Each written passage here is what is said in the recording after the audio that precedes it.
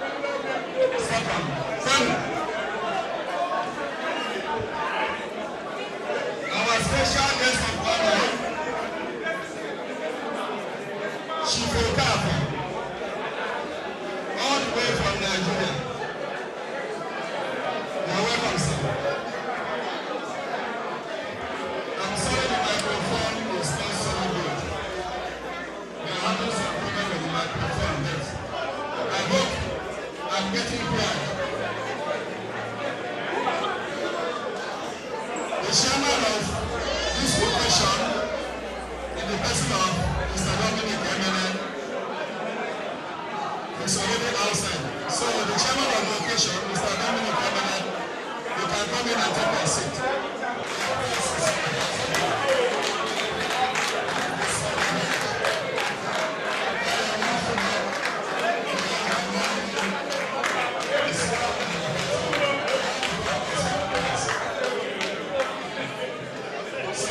And the only thing I want to say today is not to get into the details of how the yam is produced or all the problem that the yam encounters before it's being produced. I want to go to the unit. Not that we cannot stay in our different houses or in our different homes and eat it, but it's a symbol of unity and love.